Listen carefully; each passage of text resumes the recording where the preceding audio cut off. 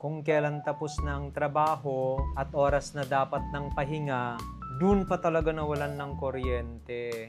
Bad trip ako today. Chinek ko yung ref namin, meron pa pala akong natirang Santonoray na luto ni Boulangerie. Tignan natin kung matatanggal nito yung bad trip ko. 4 na piraso na lang yung natira. 8 ito dati pero nakain ko na yung 4. In-order ko to sa kanya before kasi naintriga ako sa pangalan. Sobrang hirap bigkasin. Tignan natin kung masarap.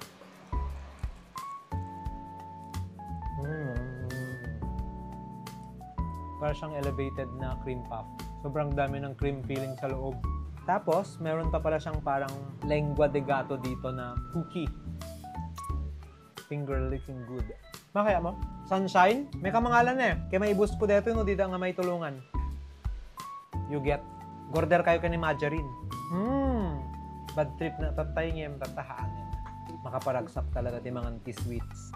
Makapalumig yung makaparagsak. Gusto mother? Ay, perfect dito nga ikape. Ay, may nagpeso no. Kape na dyan. Ito makatulog yun. Nadadamang nga bad trip ako. Ito nabigat. Kape dito? Yung dito nga kape. Danong ne ma. Danong me. May nga sa siya impang mo di buo nga kastoy. Danom. Mawampulos ingel na. Oy, gumatang kayo ti kastoyan na. Santonoray. Osto Marjorie? Enuhaan. Ibagam no sto enuhaan eh. Siksik, liglig at tumaapaw sa piling. Ngayon mas nagkape. Amom na api nga Santonoray matinaga na riyay. Kasi detoy is inspired ka DJ Saint Bakers kada pastry chef ni Saint Honoratius. So nga Santonoray tinaga na detoy nga kwa pastries. Awan lang, naibos kon. Bad trip pa man yun. Charing. Katawa ni mamang. Bye.